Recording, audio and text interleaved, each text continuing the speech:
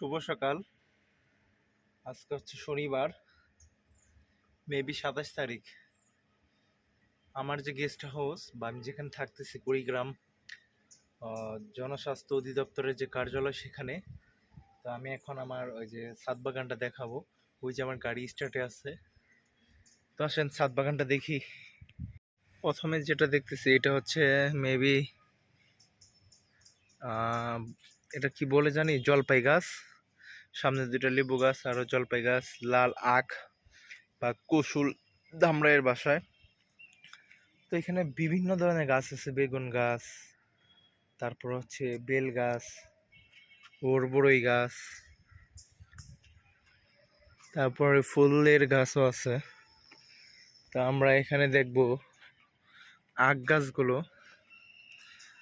এই যে লাল আখ, তারপর হচ্ছে এই যে এখানে চায়না কমলা।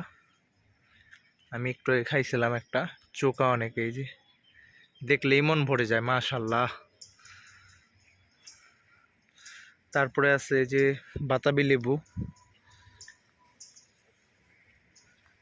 তারপরে আছে চায়না কমলা, মালটা, সরি চায়না মালটা, এই যে পড়ে আছে। এই যে দেখেন ডুমুর গাছ আছে, ডুমুর ফল, এই যে মাশাল্লাহ। কামরাঙ্গাও আছে, যথেষ্ট পরিমাণে ফুল আসছে।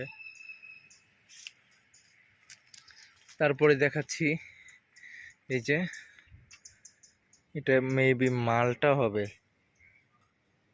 তারপরে অ্যালোভেরা, গোলাপ ফুল গাছ আছে, সফেদা ফল, এই যে। তারপরে ড্রাগন ফল গাছে পরাগায়নের অভাবে ড্রাগন ফলটা হচ্ছে না, কিন্তু রেগুলার ফুল আসছে। এটা হচ্ছে সবেদা ফল গাছ। এই যে পেয়ারা গাছও পেয়ারা আছে অনেক, মাশাল্লাহ। এই যে আমড়া গাছ, আমড়া ধরে আছে, মাশাল্লাহ। ছাদ বাগানটা ভালোই, আম গাছ আছে প্রচুর।